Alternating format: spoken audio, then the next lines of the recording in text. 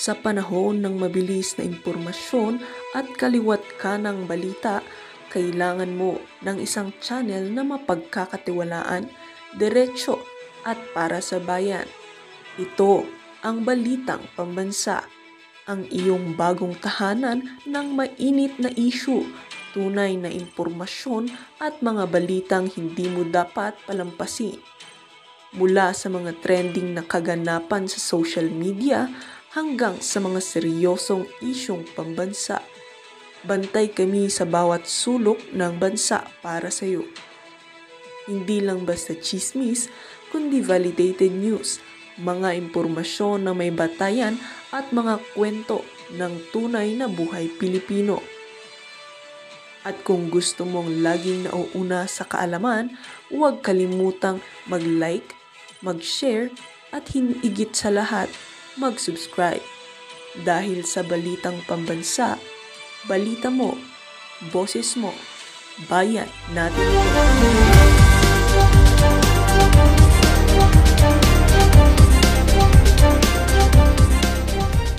Soto, dismayado doon sa mga journalist na in-interview yung mga kontraktor na gustong pumasok sa politika. Ha? Yung ibang klase yung mga revelation dito ni Mayor Vico Soto. 10 million daw di umano ang ibinayad dito sa mga journalist na um-interview dito sa mga kontraktor, DPWH kontraktor, ha?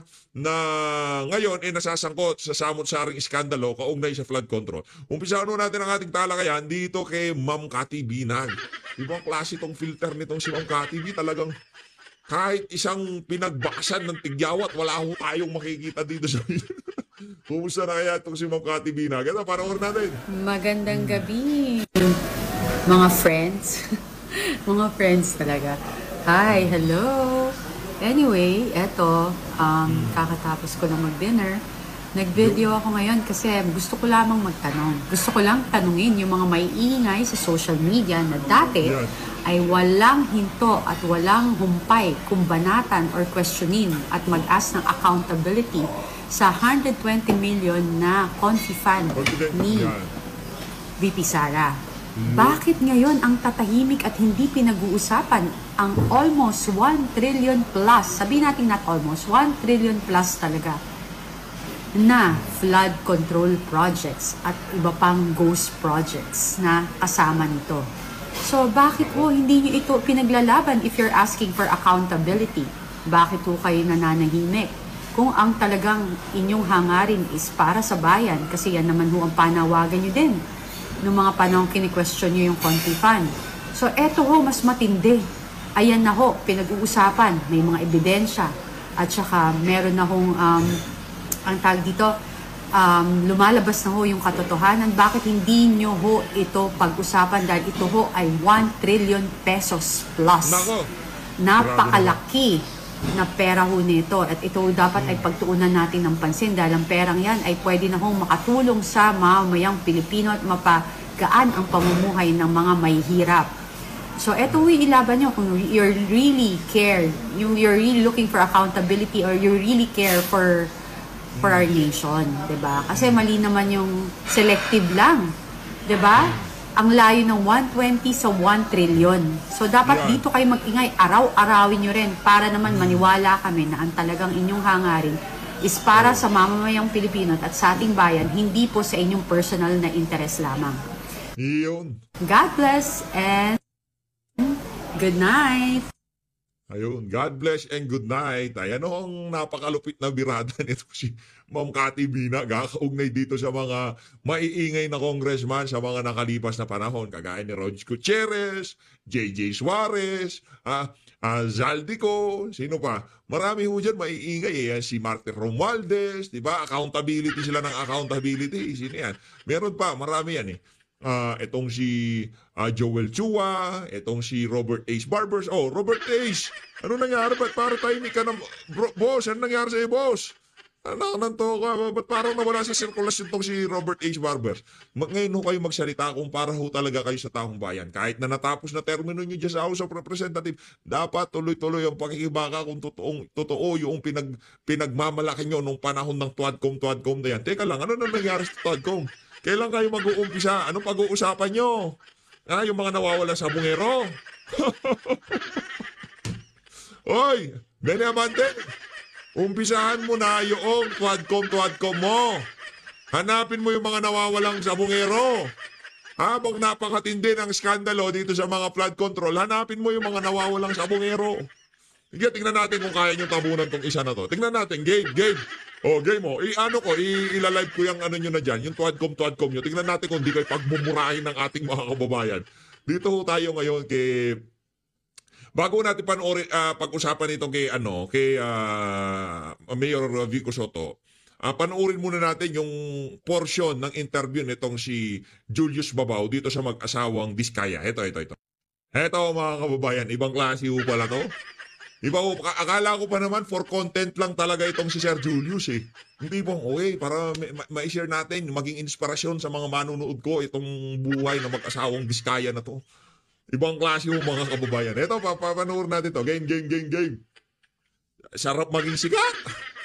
Anak ng toko, isang interview, 5-10 minutes.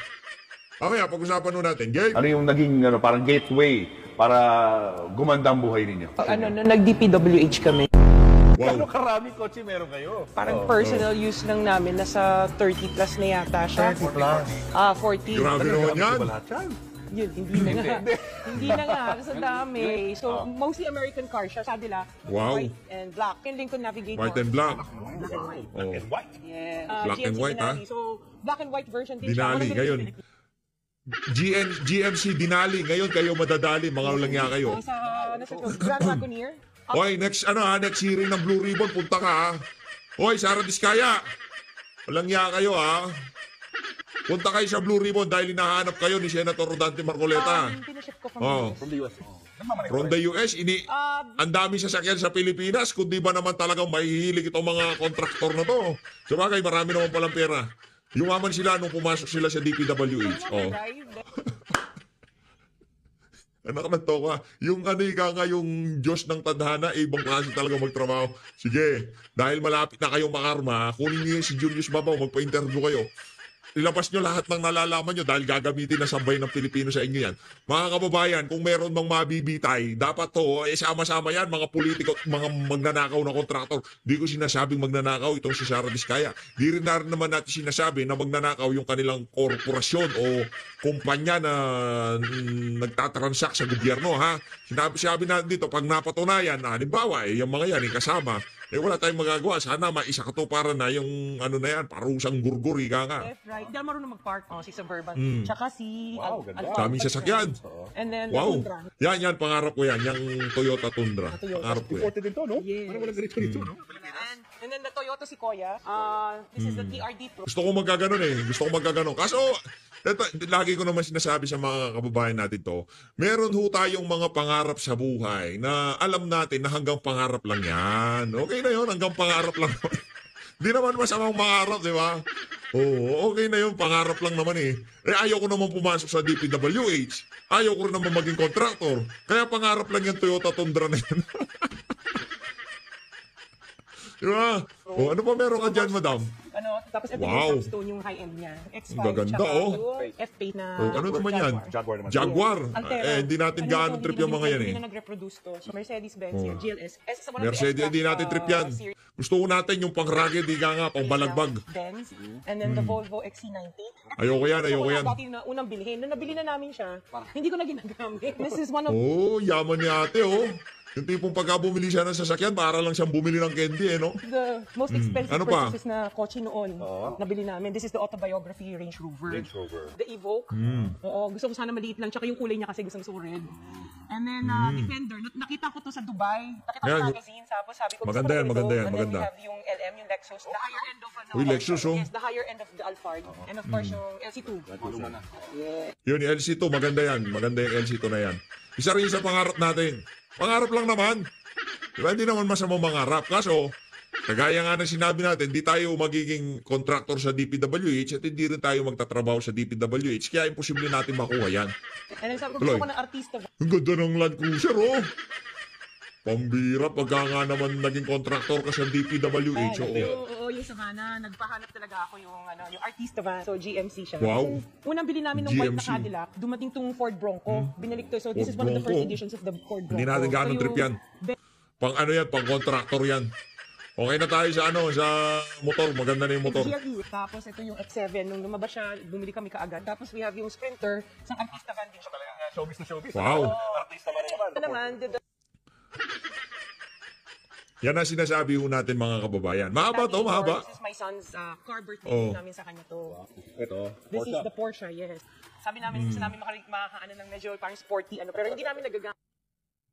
And then we have the Maserati. Maserati. Yes. Maserati. So, nung Hindi ko man alam ho yung mga brand na yan. Ito, rekta na ho tayo kay ano, kay Mayor Vico Soto. Ang sabi ho nitong si Mayor Vico Soto dito sa kanyang post na to. With this interview again going viral, let's look at it from a different angle. Bago tanggapin ng mga kilalang journalist ang alok para mag-interview ng kontraktor na pumapasok sa politika, hindi ba nila naisip na, uy, teka, ba't kaya handa to magbayad ng 10 million para lang magpa-interview sa akin? Hindi mo ba tinanong yan, Boss Julius? Boss Julius, di mo ba tinanong yan? O buti ka, hindi ba, bakit handa magbayad ng 10 million sa akin itong alin na to sa isang interview lang? Konting edit lang, konting ganito lang.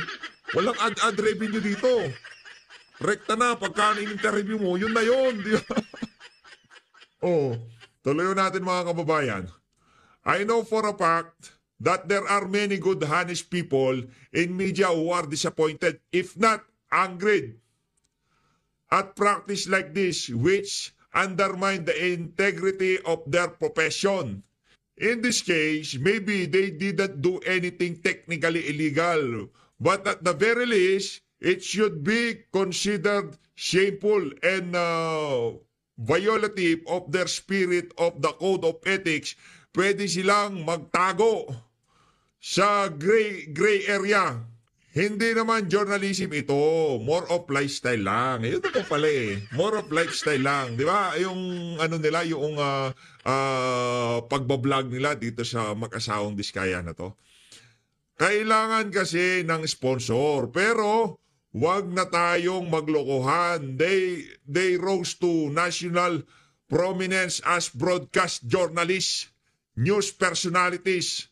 Puhunan dapat nila ang kanilang reputasyon at kredibilidad.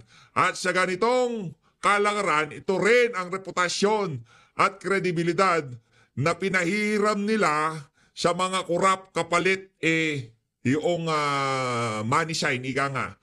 Let's remember that corruption is systemic.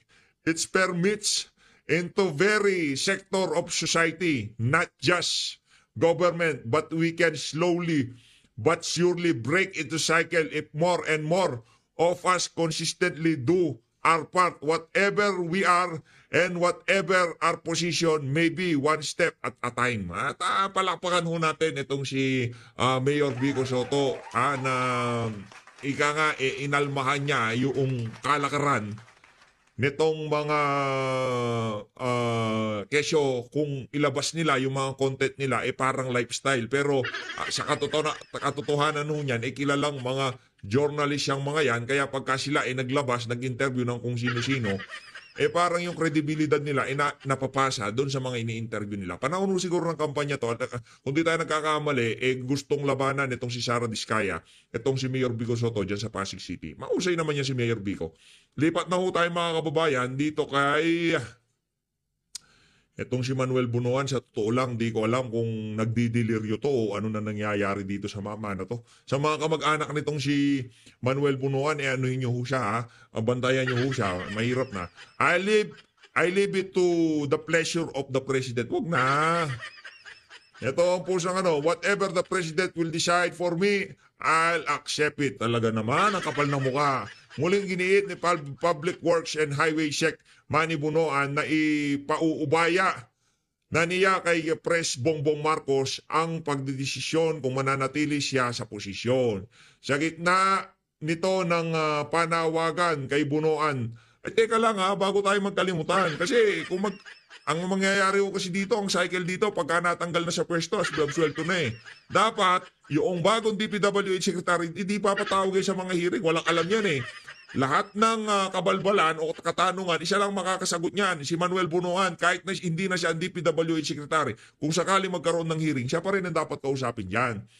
Kay Bunuan na magbitiw sa pwesto o mag-leave of absence dahil sa issue sa umano'y maanumalyang flood control project sa bansa. This is the time for me to see how we can improve the system and contributes in whatever way I can. Sabi ni Bunuan sa programang One Balita Pilipinas, 1PH. Ayun o mga kababayan, kung ako sa iyo, Manuel Bunuan, pahinga na ho kayo. Ika nga, night na. Tapos na ho, wala na ho kayo. Kahit sino presidente, di na ho kayo kukunin sa gabinete nila. Napakapalpak nyo hong DPWH Secretary. Kung sakali bang mag-ingay kayo dyan sa cabinet meeting, sabihin yung gano'n, Mr. President, ginagago ho tayo ng mga congressman. Sa inyo ho ang bagsak ng lahat ng kapalpakan nito. Kahit sabihin nyo pong mahiya naman kayo, ngayon pa lang tapusin na natin to 2023. Tapos ang problema, 2024 kasi yung 2024 budget sila natatrabaho muna. So 2023 kasi 2022, pagdating nila may budget na. O sa pagpasok nila, tatabahuin nila 2023. 2023, nakita nila na yung budget falsifikado, pwede na silang bumanat kaso hindi nila ginawa kasi nag-enjoy din sila. Eto, rekta ko tayo dito sa interview ni Ma'am Pinky Web dito kay Arnan C. Panaligan. Itong si Arnan C. Panaligan, mayat-maya ding interview mo, brad. Game. So, balikan po natin yung sinasabi mo. Galing po ito sa net. Dali lang Balik lang ho natin kasi medyo marami na ho silang napag-usapan. Ayan, game. The province's first district representative strongly denies any hand in alleged irregularities and claims he even flagged issues with the DPWH himself. Let's get on point with Congressman Arnan Panaligan, who joins us on the line. Congressman, good evening to you. Welcome to the show, and thank you so much for your time. Good evening, Ms. Pinky, and good evening to your listeners and viewers. Thank you, sir. Senator Ping Lacson's privileged speech talked about flood control projects that were either substandard or even ghost flood projects or guni-guni, yun nga po ang tawag niya, non-existent. And in his speech, sir, you were the only lawmaker identified, that would be the right word, identified, which formed part of his presentation dahil po sa inyong naging accomplishment report. Sir, first of all, what is your reaction to this? Well, that is really most unfortunate and very sad, that my name was dragged into this flood control controversy. I want to stress that... Di ba, kung sabi ko sa iyo, kung gusto magpaliwanag sa presinto na, kung nandiyan ka na naman sa on point, hindi, natin, pagbigyan na natin. Masakit na loob nitong si... First of all, for context, Oriental Mindoro is a flood-prone province. If you will recall, in the press conference of the President a few weeks ago, he mentioned the top 10 flood-prone provinces, and Oriental Mindoro, I think, is number 8 or number 9. But in terms of the number of flood control projects, my province is included in the list of projects with the most flood control projects. So, kailangan po talaga may flood control sa amin, probinsya, dahil kami flood-prone. Pero yung pong inilagay ng DPWH ng mga proyekto, yun po ay submitted nila. Initiative po nila yan, proposal nila, that they included in the NEP or the National Expenditure Program beginning 2003 until 2025. Yeah, but Congressman, the reason your name was flashed was because of, I guess I would say, if it would be fair to say, you're doing, because when they checked, at least the team of Senator Ping Lacson checked, dito po nakasulat yung Congressman Arnan C. Panaligan, House of Representatives, January 8, 2024. Ito po yung lumabas na midterm accomplishment report. Funded, yung nakasulat was supposed to be funded by your office. Is this something you agree with, sir? Can you confirm this? Yes. Technically, those projects are funded not by my office, but by Congress in general. After all, it is Congress that passes and enacts the General Appropriations Act. So, kung tutusin, technically, tama naman na Kongreso ang nag-fund doon, congressional funding. Kaya isinasama po naman natin sa ating accomplishment report. Yan po naman ay ginagawa all over the country na yung mga proyekto ng gobyerno ay ating ina-attribute na accomplishment. Opo, you're owning up to this. Ito po at least yung inyong accomplishment report from June 30, 2022 to December 31, 2023. In Nawan, it's 3.728 million and in Baco, it's 807 million. Yes, as an accomplishment. That is an actual accomplishment kasi nga po, yan po ay nakalagay sa General Appropriations Act na enacted ng Congress.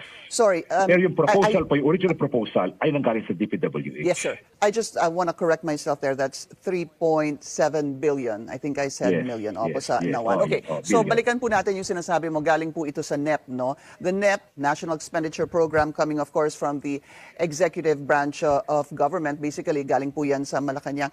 Ito ho bang sabihin po natin sa Nawan na 3.7 billion and Baco na 800 million. Did you see this in the NEP nung inyo pong binusisi ang National Expenditure Program? Yes, ang procedure po kasi sinasabit ng Executive Department through DBM ang NEP sa Kongreso. So tinitingnan po namin ang allocation bawat district. Nakalista na po yan. Hindi po tayong proponent. We can say tayo recipient ng proyekto pero hindi tayong proponent. Ang DPWH ang naglagay niyan, nag-identify ng projects kung saan ilalagay at magkano. Dahil alam naman siguro ng DPWH yung mga flood-prone areas sa aming probinsya. And you knew, you were saying that you knew about this upon your analysis, your examination of the National Expenditure Program, na meron ho talagang 3.8 billion sa Nawan at meron pong 800 million sa Baco. You knew this? Yeah, kasi po nakita natin sa NEP. After submission ng DBM, tinitingnan natin yung portion ng DPWH, nandun po yung mga proyektong yan. And would you say, Congressman, sorry to interrupt you, and would you say that you were quite happy or even ecstatic that medyo malaki po itong naging budget para sa Nawan at 3.8 billion? Nagkapasalamat po kami dahil yung pong Nauhan at Baco ay talagang flood-prone. If you will ask yung mga taga rito sa Oriental Mindoro, kawawa po yung mga lugar na yan, talagang kaunting ulan, yung habagat season, ay lubog sila. Hindi lamang yung mga even yung mga town center nila ay lubog. At yung pong area na yan ay major agricultural areas, palay areas. Kaya nga, we're thankful. I said in previous interviews na 2009 pa may ginawa kaming master plan, pero hindi na pondohan kahit 1 centavo. It was only after ilang years, 24 years ba yun? 2023, nung nagsimulang mapondohan yan. So we are, of course, we welcome those projects, Hindi naman namin sukat akalain na may problema pala sa design or sa implementation. Congressman, that is another matter. What do you think happened from 2009 that you already had supposed wanted plans, especially for Nawan, dahil nga flood-prone po itong area na to, and all of a sudden, in the past year or so, you have this 3.8 billion. I guess the question would be, naging malakas ho ba, for example, si Congressman Arnan Panaligan sa House of Representatives or sa DPWH man lang para po bigyan ng 3.8 billion ang Nawan?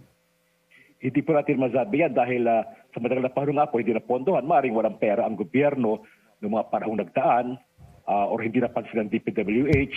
Pero noong 2023, ako po yung neophyte congressman noon, kaya hindi tayo hindi tayo malakas noon.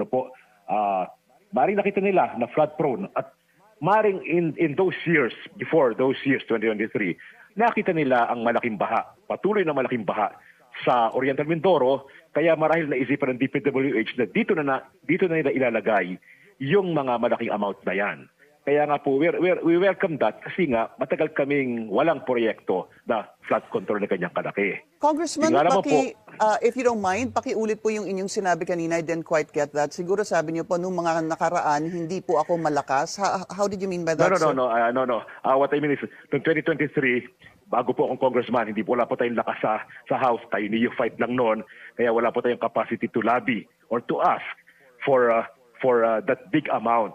Ang aking pong point ay maring nakita ng DPWH na talagang flood prone ang aming lugar, maybe before 2023, even 2023, nakikita nila na almost every year ay lubog ang mga bayang ito. So, maring naisipan nila na dito dapat ilagay ang mga flood control projects na malalaki. In 2023, what was the budget for Nawan for flood control projects? Sir, yung sinabi yung neophyte Yes. pa lang kayo? Wala akong listahan ngayon, hindi ko dala nasa office sa Congress, but that's certainly substantial, ano? Nasa billion siguro yon. Baka yun ay 1 billion.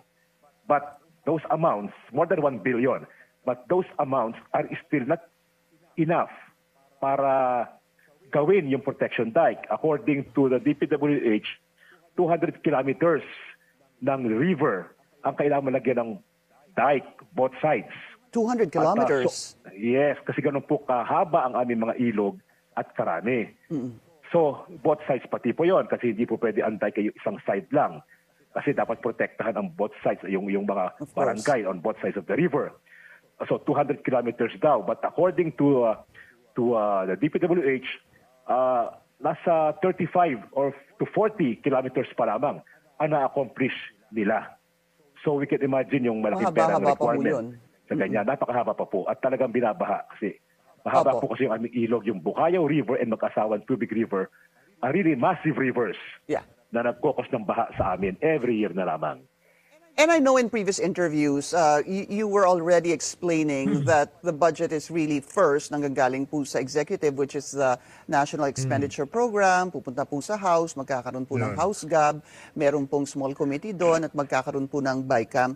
Ito pong perang ito, would you say categorically, in the, let's say, 2025 budget, sir, that there was no instance at all that you spoke to any maybe district engineer of the DPWH or any co-congressman na lagyan naman ng funding ang Nawan dahil grabe na ang baha? Wala po tayo nakausap na member ng BICAM. Hindi po ako member ng BICAM in the first place. Kaya maaaring yung agency mismo na po-propose kasi normal naman yan na yung mga agencies, departments ay humihingi ng dagdag. Pag nakita nilang may ibang source, may ibang source ng funding, maaring naglalabi sila sa BICAM. But not being a member, I cannot speculate kung paano dadagdagan ang mga pondo. Isa pa po, ang isang, we have to stress also na pag na-aproba ng House ang budget, napunta po sa Senate yan. Tapos may conflicting provisions between the Senate version and House version, kaya nagkakaroon ng BICAM. Hindi po natin maalis na marami rin po mga priority projects ang Senado. Pero di po nagre-request sa kanila, may mga governors, mayors, even barangay captains, alam ko lumalapit po sumusulat sa mga senators for funding. At yun ang ilalagay marahil nila ng Senate sa version nila. At yun ang kinire-reconcile sa BICAM.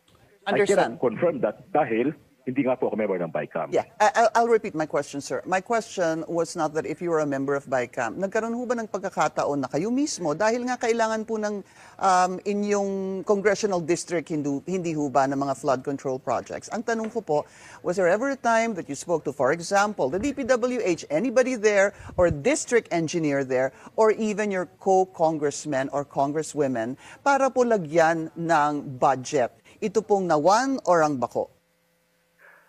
Wala po akong matandaan. Definitely sa congressman, hindi po ako makausap sa fellow congressman. Mari ang naglagay niyan, proposal yan, initiative ng DPWH kasi nga po, marami rin pong request na dumarating sa kanila from mayors, from barangay captains, na seeking funding for various projects, hindi lang po flood control. So maring yun po ang pinopropose ng agency sa BICAM. Pero ako personally, hindi po ako kumakausap sa mga congressmen for additional funding. Okay, so none. You can categorically say, sir, that you never asked for any funding for your congressional district for flood control projects, sir? Sa BICAM po, sa BICAM. Pero sumusunod tayo nung una, hindi ko lang matandaan. Pero sumusunod tayo sa secretary na i-include nyo naman itong lugar na ito, mas kailangan ito, ang flood control. Yes, sir. Yun ang kadalang isinasama sa NEP. Opo. Yun nga po yung tanong ko eh. Kaya nga binabili ko po doon sa tanong na kayo ho ba bilang congressman, sumangguni, pumunta sa DPWH, kinausap ang DPWH at sinabi na pakisama naman ang Nawan at Bako dahil grabe ang baha namin. Yun po ang tanong ko, hindi po yung small committee at hindi po yung BICAM. Yes. Pinapanting natin sa DPWH na yun ang ating request na mapondohan ang flood control project sa Baco, sa Nauhan, ibang bayan pa. At, So you sought kaya lang, funding? nag-identify. So you sought funding? Yes, of course. Yun po normal, ginagawa yun. Kasi nga po, ang gumagawa ng NEP ay yung agency. Yung napopropose sa NEP, yung mga proyekto ay yung ahensya. Right. In this case, sa flood control yung DPWH. Was- So para ba ating pakiusap, isama nyo naman ito sa inyong budget proposal. Yes, sir. Yung iba lumalabas, yung iba naman karaniwan ay hindi. Ibang project ang lumalabas. At nung kayo po ay humiling na isama naman po ang Nawan at Baco, nabigyan ho ba kayo ng sagot at kanino ho kayo sumanggu? Who did you speak to? Letter lang, I didn't speak, just letter. Okay. And I did not even receive a reply. No? Basta nagpata tayo ng sulat, pero ang reply, nakikita lang natin na nasa NEP ay may mga specific projects na hindi natin chinek kung yun nga ba yung ating request. All right. So, Ang mahalaga, mayroong project na ibinigay ang DPWH. balikan po natin yung accomplishment report, yung 3.8 billion sa Nawan. Galing po sa inyo ito, sa inyong accomplishment report. Ang sabi po ni Senator Ping Lacson, funds are overflowing where the people of Nawan remain submerged in floods. What happened? Into whose pockets did the taxpayers' money flow? My question, Congressman, is, dahil nga nandun po siya, part and parcel ng inyong accomplishment report, sir, what happened? At 3.8 billion at submerged sa baha yung mga kababayan natin sa Nawan, ano ho nangyari doon? Well, katulad po na sabi ko kanina, according to DPWH, 200 kilometers ng riverbank ang kailangan lagyan ng dike. Hindi pa po na-close yung 200 kilometers na yan. According to highways, 35 to 40 or maybe 50 kilometers pa lang ang lalagyan. Yung pong baha ay doon pumasok sa mga lugar na wala pang dike. Yung hindi po nalagyan na. Yes. Yung kulang pa po. Mahaba pa po niya. Kulang pa po yan. Kaya ngayon nagawa na, sasabihin natin, ba't ang laki? Billions, ano? Well, yun nga ang problema. Billions ang nagawa na, pero hindi pa tapos. As per info Di pa tapos. Yun from yun eh. DPWH, 200 kilometers ng river ang kailangan sarhan. Pero 35 to 40 kilometers parang daw ang nagagawa. Kaya talagang babahain kasi hindi pa tapos. Okay. Congressman, yung pong sinabi din ni Senator Ping, yung hatian dito sa proyekto, no? Ulitin ko lang po, 1% bond and insurance, 1% material testing, 8 to 10% daw contractors profit, 8 to 10% DPWH officials, 2 to 3% extra for district engineering office o yung tinatawag na reseta, 5 to 6% bids and awards committee, 20 to 25% politician or project proponent, and 0.5 to 1% commission on audit. How do you feel, sir, that there is a pie? Meron pong ganitong sinasabing hatian na sinabi ni Senator Ping Lacson that actually includes politicians. Well, that is very unfortunate indeed na meron kanyang hatian. Pero personally, wala po akong knowledge na ganyan, na hatian. Hindi po ako nakipag-deal sa mga contractors, so I have no knowledge of that hatian na scheme. And while Hindi we're po tayo kasama dyan. Opo, while we're at it, sir, dahil napag-usapan din po itong mga contractors, sabi nga din po ng COMELEC that they will initiate a motu proprio investigation on contractors who donated to politicians. Dahil nga po, this is a violation of Section 95 of the Omnibus Election Code. Sir, ang tanong ko po sa inyo, kayo ho ba nakatanggap ng kahit na anong contribution mula po sa mga contractors? Wala po, I can say that categorically, na wala po tayong tinanggap na campaign donation sa mga contractors. Wala po nagbigay sa akin, wala nagkusa na magbigay dahil nga siguro kita nila ako'y unopposed noong nakarang eleksyon.